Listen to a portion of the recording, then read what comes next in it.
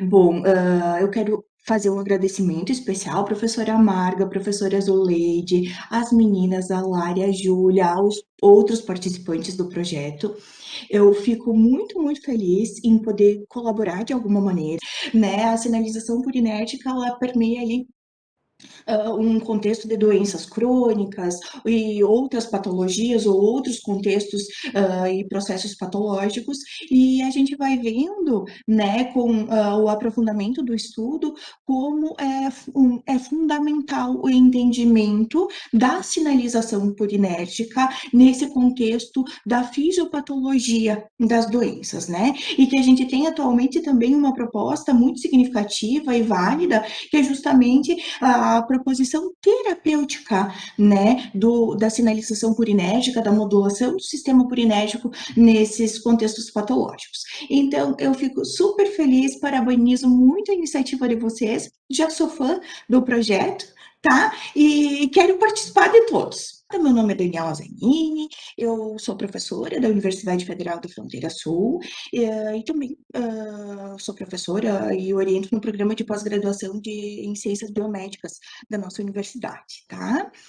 É um prazer imenso poder iniciar os encontros promovidos aqui no projeto de extensão Purinas da UFFS, tá? E socializar um pouquinho, então, com vocês os conhecimentos a respeito das ações do sistema purinérgico no contexto das patologias crônicas, como o Prof. Marca já citou em alguns contextos patológicos que elas vão ser abordadas, certo? A proposta aqui hoje, pessoal, então, é apresentar um pouquinho dos nossos resultados, dos estudos que foram conduzidos com pacientes com diagnóstico de câncer de pulmão. Tá? E por isso o título, então, da nossa aula é Envolvimento da sinalização purinérgica na fisiopatologia do câncer de pulmão. Tá? Então, não poderia ser diferente, eu preciso começar essa abordagem com vocês, falando um pouquinho dos dados epidemiológicos associados às neoplasias. Veja que é um tema que vai ser recorrentemente tratado aqui, doenças neoplásicas. Tá? E os dados da Organização Pan-Americana de Saúde, o que eles mostram para a gente, pessoal? Que as neoplasias são a segunda principal causa de morte no mundo, certo? E é importante que a gente saliente que cerca de um terço das mortes por câncer se devem a alguns fatores principais. E eu quero relacionar aqui para vocês 5 principais fatores de risco, tá? Comportamentais e alimentares que estão associados com o desenvolvimento das neoplasias, tá? Vejamos, pessoal. Obesidade, baixo consumo de frutas e vegetais, inatividade física, uso abusivo de álcool e, especialmente, o tabagismo, estão entre os principais fatores de risco associados ao desenvolvimento de doenças neoplásicas. Aqui não poderia ser diferente e eu tenho que destacar para vocês que o tabagismo é, sem dúvida, o principal fator de risco para o desenvolvimento de tumores, certo? E os dados mostram que cerca de 22% das mortes pela doença se devem ao tabagismo, certo? Além disso, o que a gente tem, pessoal? Que os dados mais recentes da Agência Internacional para Pesquisa sobre o Câncer mostram que o câncer de pulmão, vou destacar aqui para vocês, ó, câncer de pulmão, tanto nas estimativas de novos casos, quanto em relação a mortes, tá? Para 2020, tá? Ele tem muito destaque. Então, o câncer de pulmão é a segunda neoplasia mais incidente, tá? E é a principal causa de morte por câncer na população mundial, certo? Nesse contexto do câncer de pulmão, um dos principais desafios que são enfrentados no tratamento das doenças neoplásicas de pulmão é o fato de que o câncer de pulmão é detectado em estágios muito avançados da doença. tá? E eu tenho certeza, ou imagino que alguns de vocês tenham algum conhecido, num contexto familiar ou social, de um indivíduo, de um conhecido que tenha tido um diagnóstico de câncer de pulmão, tá? E vocês vão ver, por exemplo, que esse indivíduo possivelmente era um indivíduo com uma certa idade, né? Mais idoso, certo? Isso se deve também ao fato de que os tumores de pulmão, eles são diagnosticados ou detectados num estágio muito avançado da doença. Por que num estágio avançado da doença, pessoal? Porque no estágio inicial, essa patologia se apresenta, perdão, com uma ausência de sintomatologia, certo? O que faz dela uma patologia altamente letal. Os sintomas que são observados em pacientes com câncer de pulmão, eles costumam ser muito inespecíficos.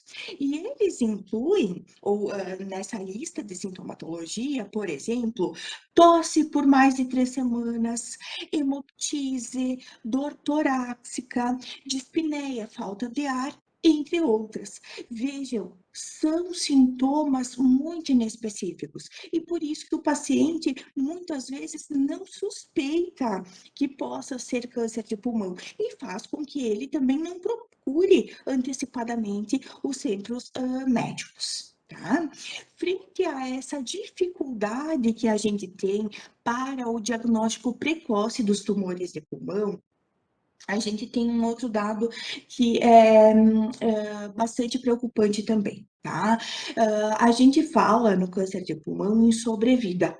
E as taxas de sobrevida são muito baixas nos pacientes que têm esse diagnóstico. A gente fala em sobrevida de 5 anos para pacientes que têm diagnóstico de câncer de pulmão, e essa sobrevida de 5 anos perfaz ali uma população de 10 a 20%. Então, poucos indivíduos com diagnóstico de câncer de pulmão tendem a sobreviver 5 anos ou mais após o seu diagnóstico. Tá? E em relação à faixa etária, também o que a gente tem é que os pacientes normalmente apresentam mais de 75 anos de idade, tá certo? O câncer de pulmão, pessoal, não é uma doença com comportamento uniforme, tá? Porque ele engloba uma série de tipos histológicos diferentes que apresentam atividade biológica diferente e agressividade diferente. A principal subdivisão proposta para os tumores de pulmão é essa aqui que eu trago para vocês, tá? Que diz respeito às características anatomopatológicas dos tumores de pulmão. Então, os tumores de pulmão, eles podem ser classificados em carcinoma pulmonar de pequenas células, que é esse aqui, que corresponde a 20% dos casos de câncer de pulmão, tá? E é o formato mais agressivo para nossa patologia e é inclusive a possibilidade ou a maior possibilidade do desenvolvimento de metástases que a gente tem dentro das neoplasias pulmonares. E a outra possibilidade é essa aqui, ó, carcinoma pulmonar de não pequenas células, tá? Que corresponde a 80% dos casos de câncer de pulmão, e aqui nesse contexto, 80% dos diagnósticos são do adenocarcinoma, tá? Que atualmente é o tipo histológico mais comum para os tumores de pulmão. Tá? Como em outras neoplasias, a gente tem a avaliação da extensão, a avaliação do estadiamento do carcinoma pulmonar de não pequenas células, sendo realizada por essa classificação aqui, pelo sistema que a gente chama TNM, o sistema tumor, nodo de linfonodos e metástase. Tá? Esse sistema TNM, então, ele utiliza critérios de classificação que estão ligados ao T, o tamanho e a posição do tumor primário, certo? Podendo ser T1, T2, T3, T4, Em relação ao N, é a presença e localização de linfonodos comprometidos. Então, a gente pode ter uma classificação N1, N2 ou N3. E em relação ao M, a presença de metástases à distância, podendo ser M0 sem metástases ou M1 com a presença de metástases. Tá?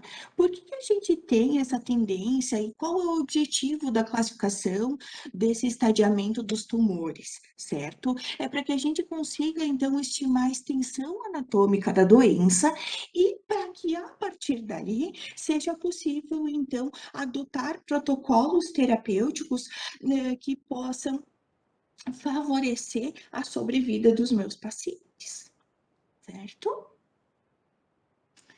Agora, então, pessoal, eu gostaria de apresentar um pouquinho como que a gente pode estabelecer o processo da carcinogênese pulmonar. Tá? O processo da carcinogênese pulmonar, ele tem início a partir de lesões celulares, de lesões teciduais, tá? Que podem se dar através, por exemplo, dos componentes carcinogênicos presentes na fumaça do cigarro. A gente pode ter fatores hormonais envolvidos nesse processo de carcinogênese de pulmão, além do envolvimento de vírus oncogênicos. Vejam que todos esses elementos, eles conseguem, então, promover alterações celulares, lesões celulares e que tornam aquele microambiente provável de um processo inflamatório crônico.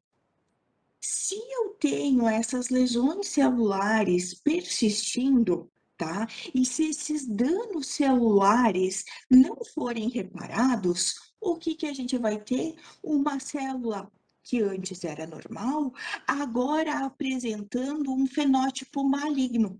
Tá?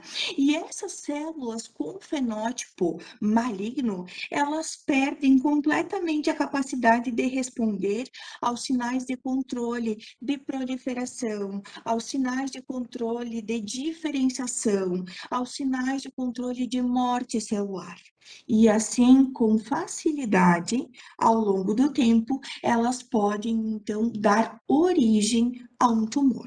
Nesse caso, um tumor de pulmão. Tá?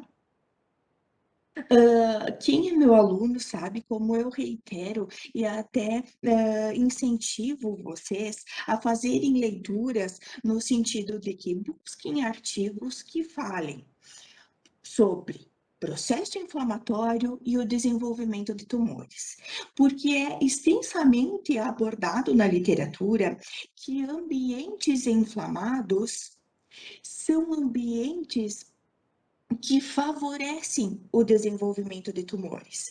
Então, a literatura tem mostrado justamente isso, que ambientes que sofrem processos inflamatórios crônicos são terrenos férteis para o desenvolvimento de células neoplásicas. E nesse contexto de processo inflamatório, a gente pode fazer uma associação muito próxima aqui no desenvolvimento do câncer de pulmão. Vejamos, a gente tem um contexto onde os principais indivíduos afetados por tumores de pulmão são indivíduos que são tabagistas. Tá? E a fumaça do cigarro, ela contém mais de 4.000 componentes carcinogênicos. Tá? Esses componentes carcinogênicos promovem a lesão de células pulmonares, certo?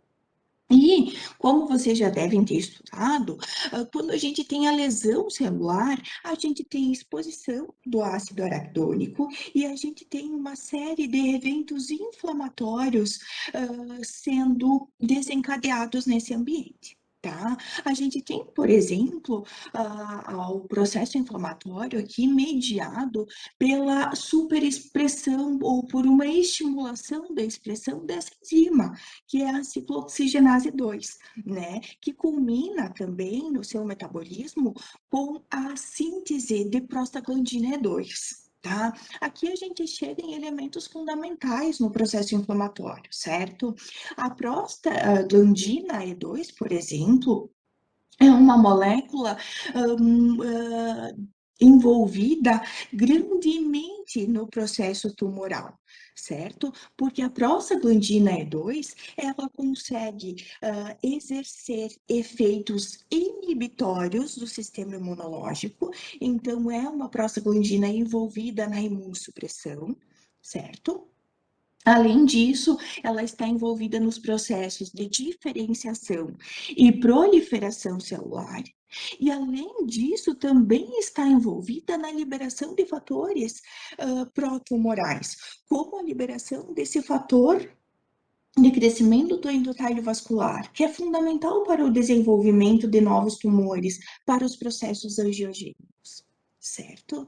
Então, vejam aqui como a gente tem uma correlação muito forte entre processo inflamatório e desenvolvimento tumoral, certo?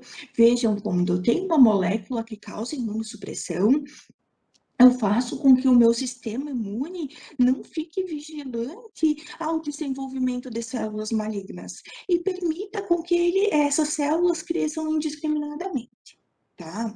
Adicionado a esse contexto de inflamação e desenvolvimento de câncer de pulmão, é fundamental que a gente destaque a sinalização purinérgica na carcinogênese, que é justamente o foco do nosso estudo hoje. Tá? A sinalização purinérgica, ela envolve uma série de elementos que a gente tem envolvidos ali, como enzimas do sistema purinérgico, ectonucleotidases, a gente tem moléculas, né, substratos para essas ectonucleotidases, que são nucleotídeos ATP, ADP, AMP, e o seu nucleosídeo correspondente à adenosina, além de receptores P1 e P2, certo? Receptores P2 associados aos receptores de ATP, ADP, AMP, os receptores P1 que a gente também chama de receptores de adenosina. Tá?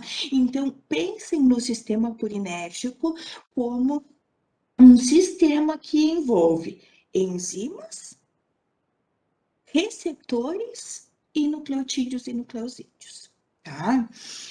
Então, nessa sinalização purinérgica, quando a gente tem, por exemplo, o dano celular, esses elementos que estão presentes no meio intracelular, eles são liberados para o meio extracelular, certo? E no meio extracelular, essas moléculas ATP, ADP, AMP e adenosina agem como moléculas sinalizadoras extracelulares. Tá? E elas sinalizam processos como processos de proliferação celular, diferenciação celular e apoptose. Vejam, esses elementos são fundamentais ou estão intimamente relacionados com os eventos de desenvolvimento e de progressão tumoral, tá? Tudo porque eu tenho um ambiente inflamado e porque eu tenho lesão celular. Isso aqui é característico de qualquer processo neoplásico. Tá? E aqui a gente vê, então, um envolvimento dos nucleotídeos e nucleosídeos da adenina com os processos de progressão do tumor, certo? Agora eu quero apresentar para vocês como a gente viu que quando eu tenho lesão celular, eu libero essas moléculas sinalizadoras para o meu meio extracelular, eu quero pontuar uma a uma, ATP, ADP, AMP e adenosina, certo? Nesses eventos associados ao desenvolvimento do câncer de pulmão. Tá? Então, vamos começar falando do envolvimento do ATP, dessa molécula sinalizadora, desse nucleotídeo, no câncer de pulmão, tá? No microambiente, pensem no microambiente tumoral, a gente tem elevadas concentrações de ATP, tá? E o ATP é um dos responsáveis, então, por promover a sobrevida de células via regulação de concentração de cálcio citosório, tá? Além disso, pessoal, o que o TP em elevadas concentrações promove? Ele favorece o aumento da expressão dessa proteína aqui, uma proteína anti-apoptótica, que a gente chama de BCL2. Então, grandes concentrações de ATP no microambiente tumoral promovem ou favorecem a expressão de BCL2, que é uma proteína anti-apoptótica. Isso em detrimento, pessoal, à expressão dessa outra proteína aqui que a gente chama de BAX, que é uma proteína pró-apoptótica, certo? E isso aqui a gente observa em células de câncer de pulmão. Células neoplásicas de pulmão apresentam uma superexpressão de BCL2 e uma baixa expressão de BAX. Tá? Vejam, favorecendo então a permanência dessas células viáveis, dessas células se multiplicando e promovendo a proliferação tumoral. Além disso, pessoal, o que estudos têm demonstrado? Tá? Estudos têm mostrado que essas células aqui, ó, que eu quero representar para vocês como células neoplásicas de pulmão, por isso que elas são diferentes umas das outras, células neoplásicas de pulmão apresentam um receptor purinérgico, que é esse muito comentado dentro do sistema purinérgico, que é o P2X7, que é também considerado um receptor pró-apoptótico, quase que em níveis indetectáveis em relação à sua expressão. Então, pensem que a gente tem um receptor, tá, que tem uma ação pró-apoptótica e que foi pesquisado em células de câncer de pulmão e que as pesquisas mostraram que ele é quase indetectável nessas células de câncer de pulmão. Assim, mesmo que eu tenha altos níveis de ATP no microambiente tumoral, e que seria uma molécula que poderia induzir a apoptose de células, a baixa expressão do receptor P2X7, certo? Associado com essa relação aqui BCL2, BAX, de uma forma elevada, né, essa proporção BCL2 elevada em relação à expressão BAX, favoreceria o que, pessoal? Favoreceria a sobrevivência das células tumorais de pulmão, demonstrando então que os elevados níveis de ATP, perdão, no meio extracelular podem ser importantes para a progressão do câncer de pulmão. Não bastasse isso, nas células neoplásicas ou no microambiente tumoral de uma neoplasia de pulmão, o que está sendo evidenciado, pessoal? Que a gente tem o TGF-beta1 estimulando a liberação de grandes quantidades de ATP nessas células de câncer de pulmão humano. E essa ocorrência, então, estaria ou seria responsável pela ativação desse receptor que a gente já falou aqui, P2X7, em células células tumorais de pulmão, certo? E que essa expressão, essa ativação do receptor P2X7 nas células tumorais de pulmão estariam fortemente associadas à ocorrência de metástases desse tumor, tá? Além disso, para explicar ou para esclarecer um pouquinho maior o envolvimento do ATP e dos receptores P2X7, o que alguns estudos mostraram? Que quando a gente trata células de linhagem de tumor de pulmão com enzimas ectonucleotidases, certo? Com enzimas que hidrolisam ATP, que quebram a ATP, que diminuem a quantidade de ATP disponível, assim como quando a gente trata essas células de câncer de pulmão com antagonistas dos receptores P2X7, certo? A gente observa que a gente observa, então, um aumento na migração metastática, observando, então, novamente a influência e a relação entre ATP e receptor P2X7 nos processos de metástase e progressão do câncer de pulmão. Tá?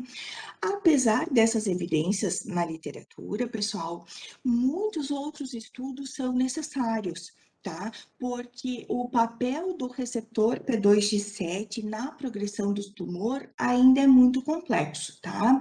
E a gente tem observado estudos que falam contraditoriamente, tá? Nessa relação da ativação do receptor P2X7 e a ocorrência de doenças neoplásicas. Tá? Então, são necessários outros estudos que agreguem os resultados já existentes, mas há uma forte evidência, então, do envolvimento dos receptores P2X7 e do ATP na progressão dos tumores de pulmão, certo?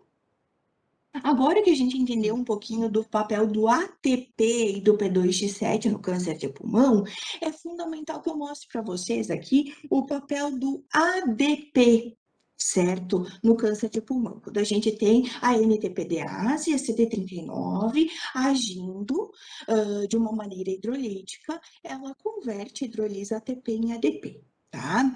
Em relação ao ADP, quando a gente fala em ADP, a gente tem que lembrar de uma molécula que é ativadora dos processos de agregação plaquetária. Tá? Então, a literatura comenta extensamente o envolvimento do ATP nos processos anômalos de coagulação sanguínea em pacientes com câncer de pulmão e também em outros tipos tumorais, certo? O que os autores têm sugerido, pessoal? Que as plaquetas, elas podem secretar fatores de crescimento que estimulam a proliferação de células tumorais. Além de estimular a liberação desses fatores que promovam o crescimento dessas células tumorais, as plaquetas ativadas, elas também estão associadas a um processo de proteção das células malignas, tá? Proteção das células de tumor de pulmão contra o ataque e o reconhecimento dessas células neoplásicas pelo sistema imune. Assim, vejam o que essa imagem está querendo mostrar para vocês, pessoal. Que quando a gente tem, por exemplo, aqui células neoplásicas de pulmão, e elas tendem a migrar pelo tecido para se instalarem em um outro órgão, num outro tecido à distância, né, no que é característico do processo de metástase, durante esse processo de migração da célula tumoral pelo sistema sanguíneo, pelo sangue, a gente tem que plaquetas ativas conseguem recobrir essas células tumorais. E elas recobrem as células tumorais, fazendo com que o nosso sistema imune não reconheça mais essa célula alterada, essa célula neoplásica, e assim ela passa desapercebida pelo sistema imune, conseguindo se instalar num tecido à distância, promovendo a ocorrência de metástases. Pessoal, quando a gente vai para a literatura, o que a gente observa? Que pacientes que estão com tumores em estágio avançados tendem a ter uma contagem muito grande de plaquetas, tá? E tendem a ter processos de coagulação muito ativos. Então, vejam como faz sentido esse escape que as plaquetas ativadas fazem das células neoplásicas no sistema imune, tá? Quando a gente tem, a literatura mostra isso, pacientes que têm estágios avançados de tumores pulmonares, têm altas contagens de plaquetas e tem processos agregatórios extremamente ativados. A gente tem uma coagulação muito ativa nesses pacientes.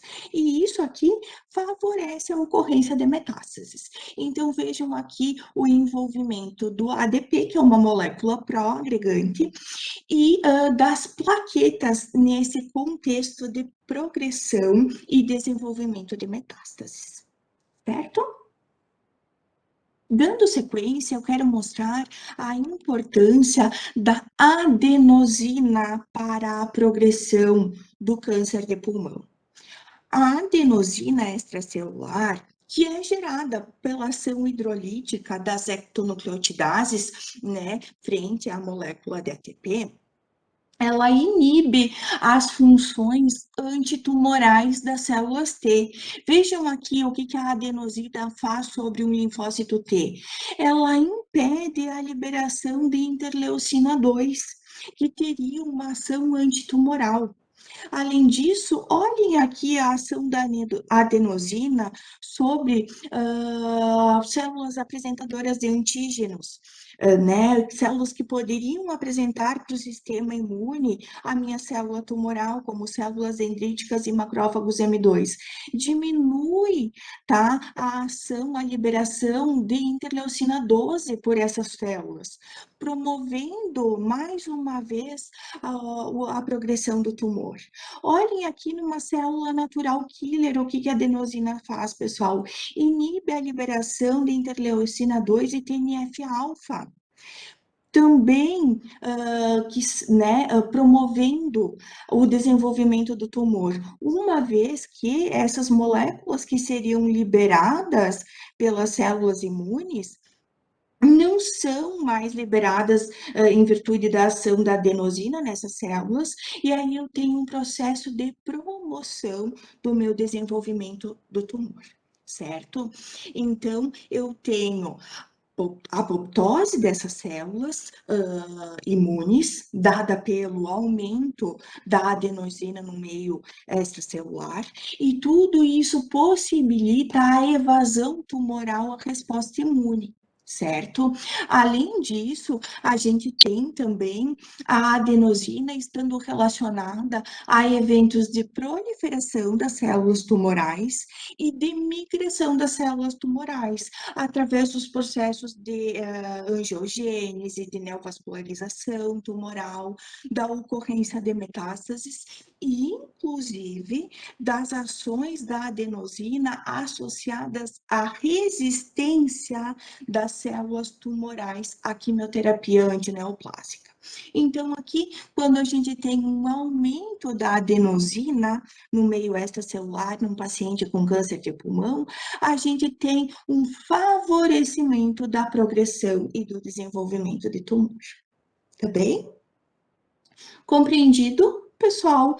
Quais seriam as ações do ATP, do ADP e da adenosina nesse contexto do desenvolvimento do câncer de pulmão? Com base nisso, que a literatura tem mostrado extensamente, é que a gente faz a nossa pergunta de pesquisa, tá? A gente tem aqui um tipo tumoral que é muito incidente, o segundo mais incidente na população e o primeiro que mais causa morte por câncer na população mundial. Tá? E a gente tem todas essas evidências na literatura de que o sistema purinérgico, ATP, ADP, as enzimas que hidrolisam esses nucleotídeos, e o nucleosídeo correspondente à adenosina e os receptores do sistema purinérgico estão fortemente envolvidos nos processos de desenvolvimento de câncer de pulmão. E por isso a gente tem a seguinte pergunta de pesquisa: como será que a atividade das ectonucleotidases, que são as enzimas que hidrolisam nucleotídeos da adenina, podem estar interferindo nesses processos fisiopatológicos associados ao câncer de pulmão, tá? Com essa pergunta de pesquisa, ou essa pergunta de pesquisa, nos nossos estudos, ela foi respondida através, então, da análise bioquímica dos componentes celulares e sanguíneos e celulares de 33 pacientes que tinham um diagnóstico de carcinoma pulmonar de não pequenas células, que é aquele mais frequente na população. Cerca de 80% dos indivíduos apresentam esse tipo de câncer de pulmão, carcinoma pulmonar de não pequenas células. E vejam, pessoal, os nossos pacientes, eles estavam nesses estadiamentos aqui, 3B e 4, tá? Quando tem um estadiamento 4 no câncer de pulmão, é um paciente que já apresenta metástase. E 3B é um estadiamento bastante avançado para o câncer de pulmão. Por que que isso foi observado? Só para já fazer uma correlação para vocês. Eu disse que nos estágios iniciais da doença, os pacientes apresentam uma sintomatologia muito inespecífica. Então, quando eles chegam no consultório, nos centros de saúde, eles já apresentam um tumor muito avançado. E isso foi evidenciado nos nossos estudos. A grande maioria dos pacientes que eu tinha eram em estágios muito avançados da doença, tá? Certo? Inclusive já com metástases. Depois disso, o que a gente tinha? Que eles tinham uma idade bastante avançada, certo? A idade média era superior a 65 anos. Tá? Aí eu entrava em contato com esses indivíduos, com esses pacientes que já tinham diagnóstico de câncer de pulmão, eles eram apresentados ao termo de consentimento livre e esclarecido e eu fazia uma coleta de sangue desses pacientes. Que para quem trabalha, que eu acredito que a grande maioria de vocês esteja em algum projeto já de sistema purinérgico, vocês fazem exatamente isso. Vocês identificam os pacientes e fazem uma coleta de sangue desses pacientes, para que a gente possa, então, separar né, alguns elementos sanguíneos, como, por exemplo, plaquetas, linfócitos, soro, tá? Para a determinação das atividades das enzimas do sistema purinérgico, da NTPDase, né, da CD39, a atividade da 5' nucleotidase e a atividade da ADA, e eu fiz então a atividade dessas três enzimas, NTPDase, 5' nucleotidase e ADA, em plaquetas.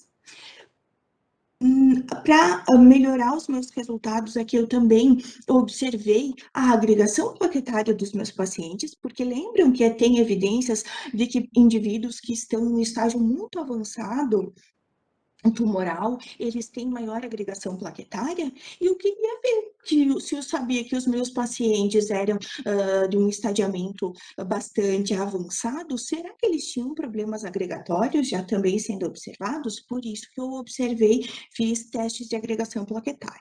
Além disso, aí eu fiz a NTPDase e a ADA em linfócitos, e aqui eu quero já fazer um adendo, pessoal, porque vocês podem pedir assim, prof, mas por que tu não fez a atividade, não viu a atividade da 5' nucleotidase em linfócitos também, já que nas plaquetas tu faz NTPDase, 5' e ADA. Por que tu não faz em linfócitos? Para todo mundo, tá? Para todo mundo que trabalha na UFFS, porque o método que a gente faz de avaliação da atividade, eu estou falando atividade da 5' nucleotidase, a gente tem métodos colorimétricos, certo? Lembram que vocês colorem no final com verde malaquita para ver quanto fosfato foi liberado? Esses métodos colorimétricos, no caso da 5' nucleotidase, da atividade da 5' nucleotidase em linfócitos, ela é muito baixa. Então, eu tenho um método que é pouco sensível, tá? E não é que não tenha a expressão da 5' em linfócitos, é porque o nosso método, o método que a gente faz no laboratório, ele é muito bom, mas ele é pouco sensível, tá? E por isso que a gente não faz a 5' nucleotidase em linfócitos, tá bem? Então agora, quando vocês tiverem os projetos de vocês já entendem por que vocês não fazem pelo método colorimétrico a atividade da 5' linfócito, tá? Vocês só fazem da NTPDase. É por isso, porque a gente tem um método colorimétrico pouco sensível, tá? Certo?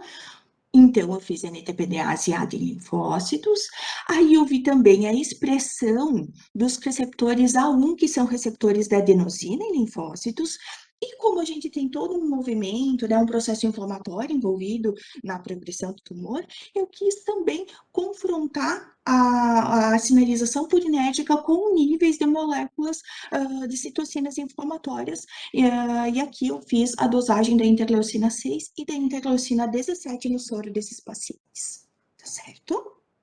Então, basicamente, são esses os resultados que eu tenho dos pacientes com câncer de pulmão. Vamos lá para os resultados dos nossos testes, tá? Dos nossos experimentos. Eu organizei eles em resultados em plaquetas, tá? Da atividade das enzimas em plaquetas, em linfócitos e depois a dosagem sérica das interleucinas, tá? Então, vejam aqui nas plaquetas, o que a gente observou nos pacientes com câncer de pulmão, tá? Da atividade da NTPDase, lembram, a NTPDase, a CD39, é aquela que hidrolisa tanto ATP quanto ADP, certo? Em relação à atividade da NTPDase em plaquetas para hidrólise do ATP, a gente não observou nenhuma alteração ou diferença estatisticamente significante entre o grupo de pacientes com câncer de pulmão e o grupo controle, que era o meu grupo de indivíduos saudáveis, tá? Mas vejam aqui, quando eu tenho a atividade da NTPDase para hidrólise do ADP. O que eu vejo, pessoal? Que os meus pacientes com câncer de pulmão tiveram uma diminuição da atividade, uma menor hidrólise do ADP, tá? Em relação ao grupo de pacientes saudáveis.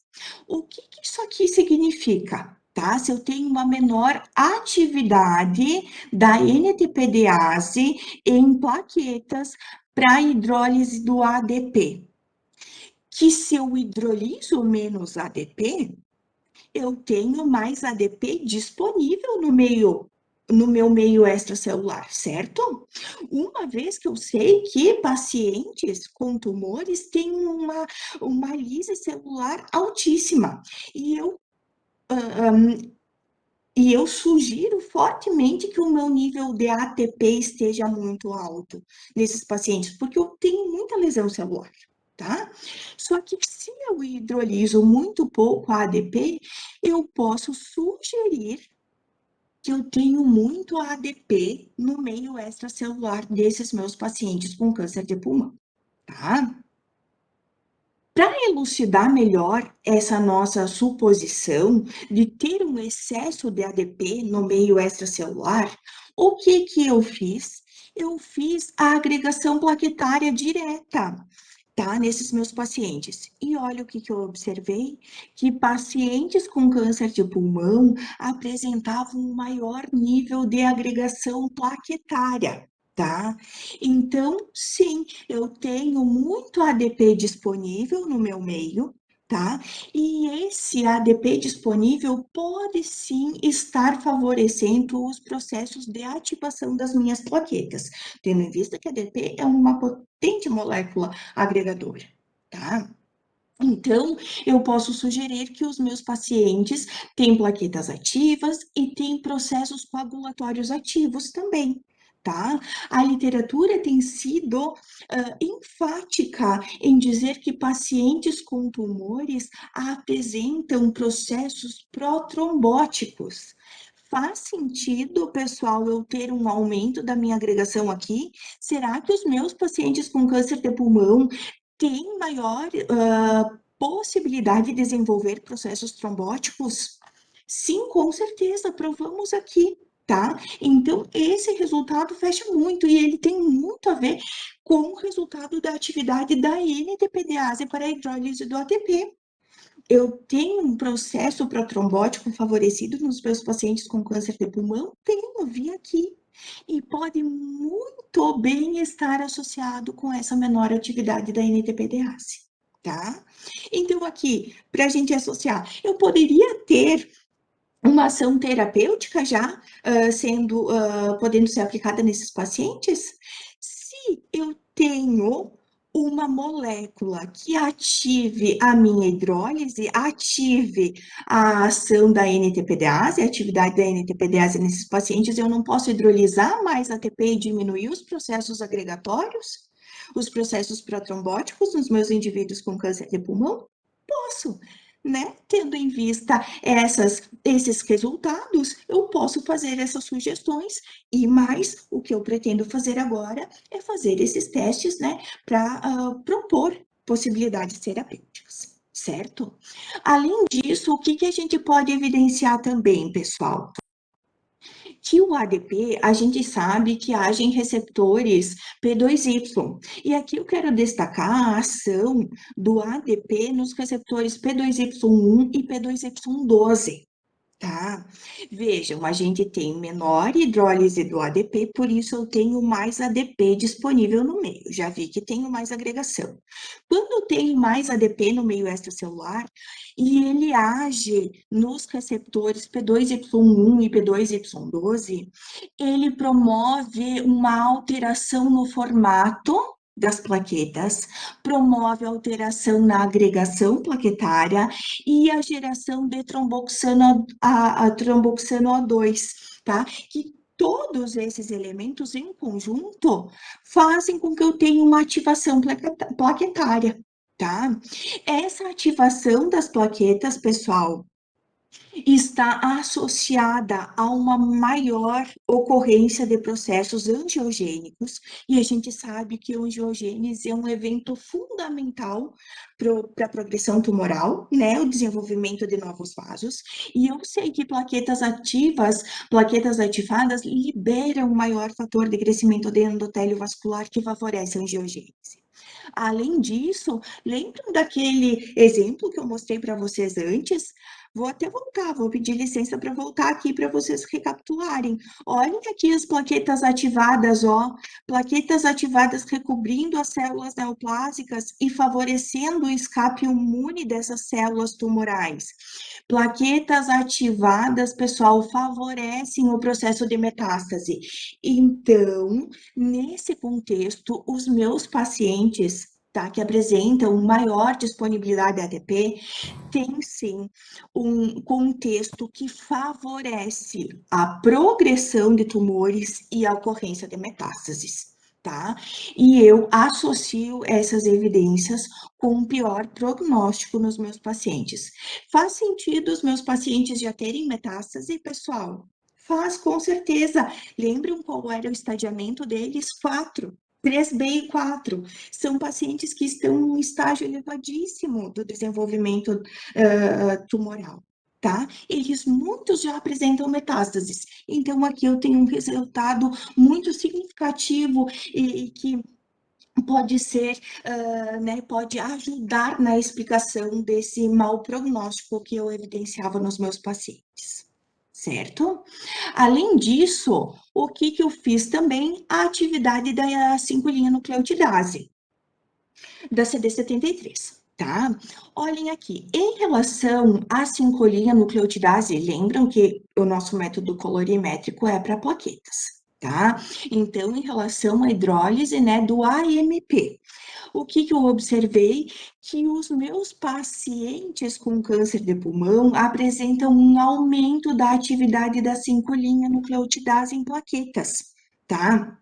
Então, se eu aumento a hidrólise do AMP, qual é a molécula subsequente que será formada?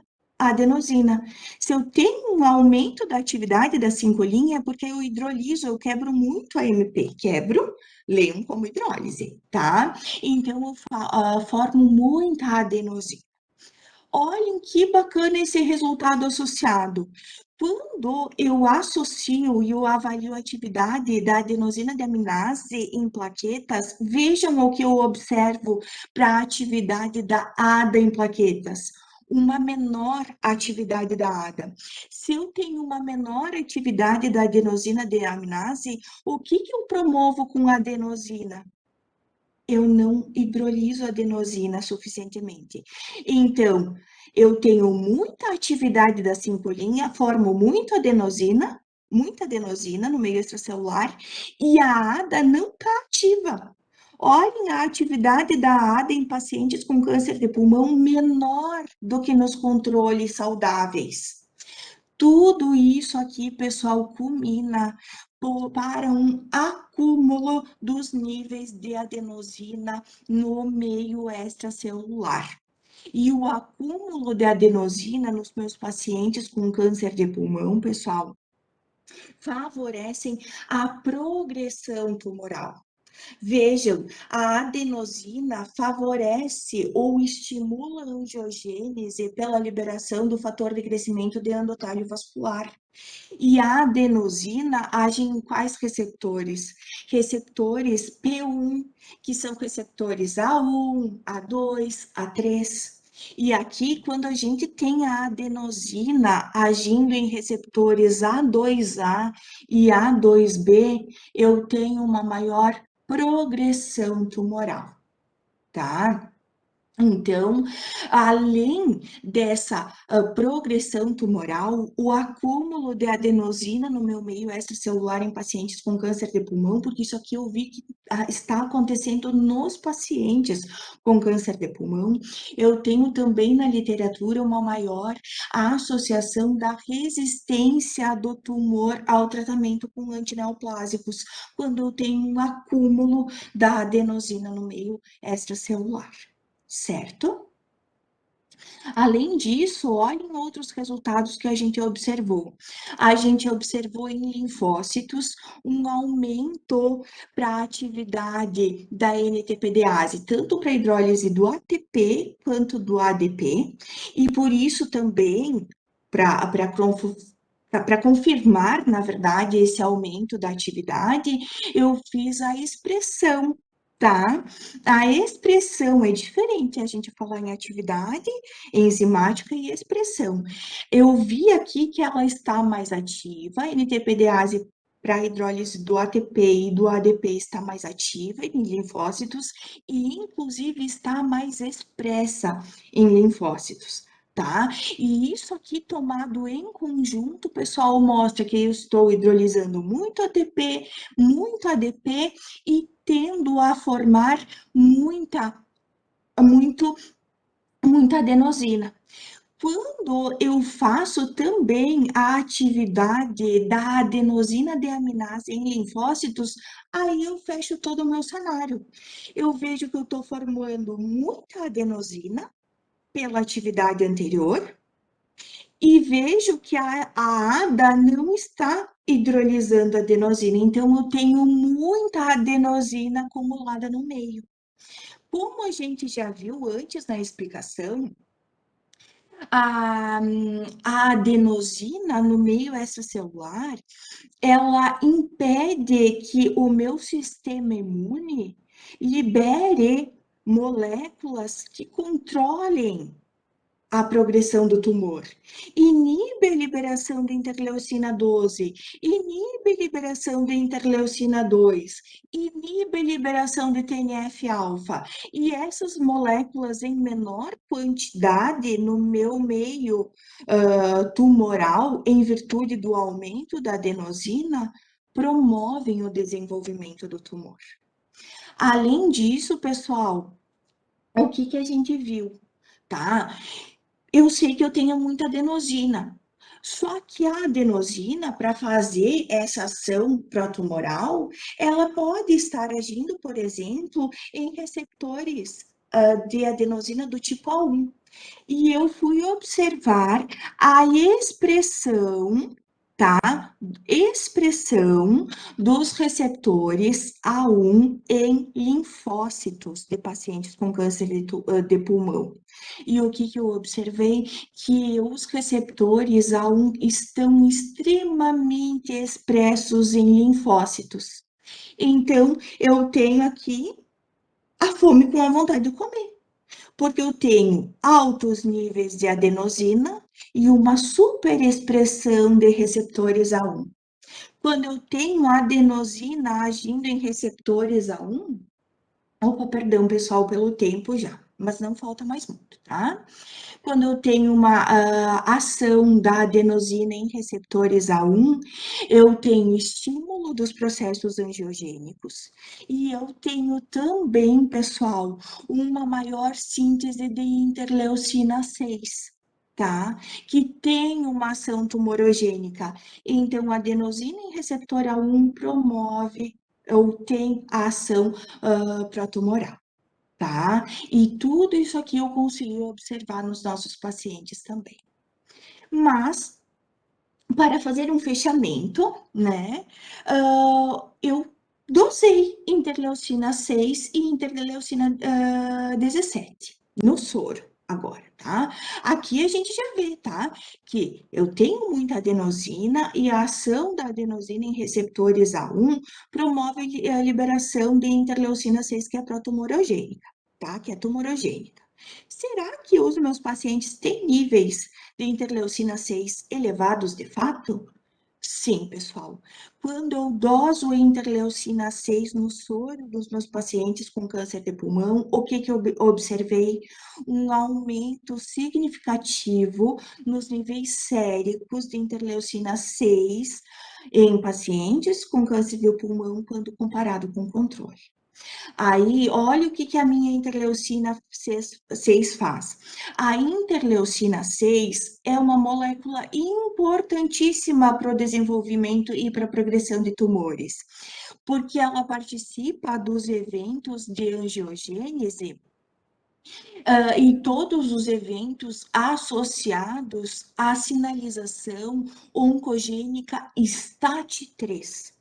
Essa sinalização, que é oncogênica STAT3, promove angiogênese, aumenta o processo inflamatório, aumenta o desenvolvimento de metástases, aumenta a proliferação de células tumorais e aumenta a sobrevivência das minhas células tumorais.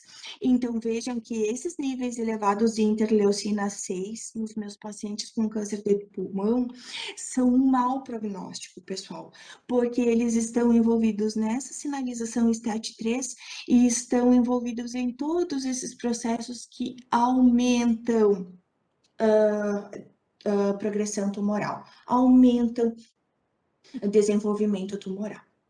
Além disso, não bastasse eu ter um monte de interleucina 6 nos meus pacientes com câncer de pulmão, quando eu faço a dosagem dos níveis de interleucina 17, certo?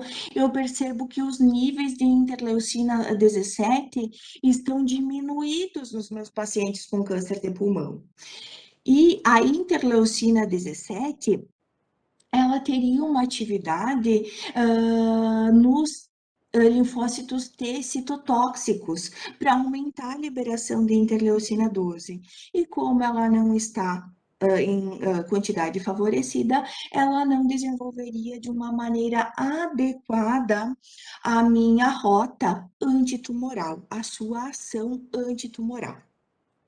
Em contrapartida, a gente sabe também que a interleucina 17, ela poderia, e a literatura marca isso, que a interleucina 17 está associada à diminuição, perdão, dos níveis de interleucina 17,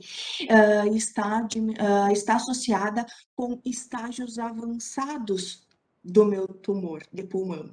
E isso também estaria associado aos nossos pacientes tá? Porque a literatura mostra que pacientes em estágios avançados de câncer de pulmão tendem a demonstrar uma diminuição dos níveis de interleucina 17. E justamente eu tenho pacientes, os pacientes que englobaram o meu estudo, são pacientes em estágio avançado do câncer de pulmão, muitos deles com metástase, certo? E assim, novamente, então, os meus resultados estariam associados a estadiamentos tumorais super avançados para o câncer de pulmão, para desenvolvimento tumoral avançado e para mau prognóstico, certo? Sendo assim, pessoal, para finalizar, tomando todos esses resultados em conjunto, perdão, a gente vê que, sob ponto de vista clínico, eles são importantíssimos, tá? Porque eles sugerem que o câncer de pulmão exerce importantes alterações na atividade das enzimas do sistema purinérgico, tá? Porque a gente viu que pacientes com câncer de pulmão têm uma maior atividade da NTPDase em linfócitos para a hidrólise do ATP e do ADP, certo? Uma diminuição da atividade da ADA em linfócitos. E em plaquetas, a gente observa uma diminuição da atividade da NTPDase para a hidrólise do ADP e da ADA, enquanto que a gente tem uma maior atividade da CD 73, e que também a gente tem alterações nos níveis de interleucina 6 e interleucina 17 nos pacientes com câncer de pulmão. E associadamente, quando todos esses resultados são tomados em conjunto, a gente observa que os nossos pacientes apresentavam um mau prognóstico. Tá? E vendo esses resultados, a gente também fica ou tem a intenção de propor a modulações na atividade das enzimas ou modulações na sinalização purinérgica para a proposição de novas terapias associadas ao tratamento do câncer de pulmão, tendo em vista a sua elevada incidência e os níveis de mortalidade gigantescos que a gente tem, infelizmente, para essa patologia, certo? Eu quero deixar o meu agradecimento aqui a todos vocês que se dispuseram nessa noite a ouvir um pouquinho, né, e estudar um pouquinho comigo sobre os resultados dos pacientes com câncer de pulmão associados à sinalização purinérgica. Quero agradecer imensamente o grupo de extensão Purinas da UFFS, tá? Por esse projeto importantíssimo para toda a comunidade acadêmica e também para toda a população, enfim, que se interessa ou quer ter um pouquinho mais de conhecimento, entender um pouquinho melhor o que é o sistema purinérgico. Um agradecimento especial à Universidade Federal da Fronteira Sul, que tem nos apoiado, né, no desenvolvimento desses projetos, que abordam sinalização purinérgica, a FAPESP, que também que tem colaborado e fomentado esses estudos, assim como a CAPES e o CNPq. Muito obrigada pela atenção de todos. Eu me coloco à disposição para alguma dúvida, algo que vocês queiram esclarecer, mas agradeço muito, muito, muito o convite. Foi um prazer estar com vocês nessa noite.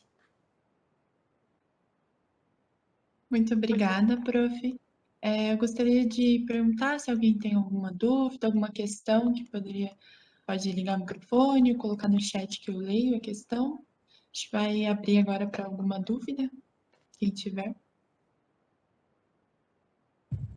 Eu tenho uma dúvida. Pois não. Prof, parabéns pela excelente apresentação. Tava linda, né? E você explica sempre muito bem. É um prazer poder ouvir você e aprender um pouco mais. A agregação de plaquetas que acontece lá no início, que você tem lá nos seus slides, bem desenhados, inclusive, na célula tumoral, que, né, quando quando ela começa a se dispersar pelo corpo, enfim, quando ela acontece, ela é por que essa agregação? Porque ela é uma célula tumoral ou porque ela está produzindo ATP e toda essa cascata e terminando em adenosina? Exatamente isso, querida. Então, a gente tem nos processos tumorais uma grande lise celular, tem muita destruição, ainda mais quando a gente fala em tumores sólidos. O que que a gente espera para o centro de um tumor sólido? Uma área de necrose, certo? Uma área necrosada, muita destruição celular. Então, a gente tem todos os elementos intracelulares, inclusive ATP, ADP, sendo liberados para esse meio. Se eu sei que esse ambiente de destruição celular está ativo e o ADP é uma molécula agregadora muito potente, eu posso imaginar que esses pacientes, em virtude dessa lesão celular, já tem processos agregatórios ativos. O ADP é uma molécula que, quando vocês vão para a literatura estudar, ele vai mostrar potente molécula pró-agregatória. E ele ativa as plaquetas. E as plaquetas, quando ativadas, conseguem fazer essa função de, de, de recobrir as células neoplásicas e torná-las invisíveis ao sistema imune. Vejam como eu estou me auto-sabotando. O meu organismo, isso se chama, pessoal, imunoedição do câncer. Porque o que a gente esperaria? Que quando tem uma célula neoplásica vagando pela minha corrente sanguínea, o meu sistema imune perceba que eu tenho uma célula alterada e que ele tente destruir a qualquer custo aquela célula. Com o passar desses eventos, as minhas células tumorais começam a jogar com o meu sistema imune. Elas começam a treinar o meu sistema imune para que ele não reconheça mais essas células. As plaquetas, então, que são normais do meu organismo, acabam sendo atraídas por receptores, elas são atraídas por receptores presentes nas minhas células tumorais, recobrem as minhas células tumorais e o sistema imune não reconhece mais aquela célula. Tá? Então, isso facilita muito a ocorrência de metástases. E é impressionante, gente, como os meus pacientes, por exemplo, tinham uma contagem de plaquetas elevadíssima. E, vejam, a gente tem que pensar, são pacientes que fazem o uso de drogas antineoplásicas, né? E quando vocês forem estudar lá na Farmaco, a gente vai ver que drogas antineoplásicas promovem uma diminuição na contagem de leucócitos, de plaquetas, porque são mielossupressores, né? Também. Mas quando a gente tem níveis ou pacientes em estágios muito avançados da doença, com uma resistência a quimioterápicos, o nível, a contagem de plaquetas vai lá para cima. Vejam como essa questão patológica está toda voltada no sentido de promover maior progressão do tumor e facilitar a metástase, tá? Então, aquela ida das plaquetas ali na célula neoplásica, ela se dá por uma maior liberação da ATP, uma ativação das plaquetas, e porque as minhas células neoplásicas apresentam receptores que conseguem são os Toll-like receptors, né, que conseguem, então, trazer para aquele contexto, para aquela superfície, todas essas células que fazem com que elas passem pelo sistema imune desapercebidas, tá? Querida, não sei se eu respondi a tua questão, se deu para entender. Sim, prof, muito obrigada, excelente. Obrigada. Prof, tem uma dúvida Oi. no chat, a senhora consegue ler ali? Sim, deixa eu abrir aqui. O aumento da adenosina no meio extracelular é restrito ao microambiente tumoral? Não, possivelmente não, tá? Especialmente, por que eu vou fazer essa afirmação? Aqui, pessoal, vocês viram que a gente não tinha um microambiente tumoral. Quero muito um dia poder fazer parcerias, porque imagina que bacana se nós conseguirmos amostras de biópsia. Aí eu consigo fazer tudo isso reproduzindo um microambiente tumoral. certo? Por enquanto, a gente não conseguiu estabelecer uma parceria nesse nível. Então, por isso que é sistêmico, porque eu tenho alterações dessas atividades enzimáticas em nível de plaqueta, de linfócito. Então, essas alterações, elas são sistêmicas. Resultados importantíssimos também, porque mostram, né, no macro, que além de provavelmente eu ter essas alterações em nível micro, né, no microambiente tumoral, sistemicamente elas também acontecem, já que a gente tem, então, uma modulação ali acontecendo em todas as nossas células circulantes, né, alterações acontecendo nas células circulantes. Mas então, vocês, querida, vamos pensar assim, ó, provavelmente eu não saberia afirmar nos meus pacientes qual é do microambiente tumoral, porque eu não fiz no material de biópsia, mas que aqui é um contexto sistêmico, tá? Certo? Mas vamos tentar evoluir. Eu vou deixar o fechamento para Larissa, porque eu coloquei no WhatsApp e falei, Larissa, você vai fazer o fechamento, então eu só vou agradecer novamente a Prof. Dani, né, a todos os participantes. Dani, foi excelente, realmente fantástica a sua explanação. Estamos muito contentes. A salva de palmas para a Dani, gente. Palmas aqui do Face nada, do Webex.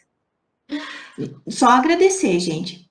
Muito obrigada por tudo, adorei. E quando eu for útil, podem me chamar que eu vou estar disponível, tá? Adorei, tô felicíssima de estar com vocês nessa noite. Obrigada mesmo. Obrigada, Larissa, que organizou. Obrigada, Júlia, que ajudou na organização. Obrigada a todos os presentes. Larissa, é contigo. Também quero agradecer, principalmente a presença da professora Dani, pela aula incrível, foi muito esclarecedora para a gente.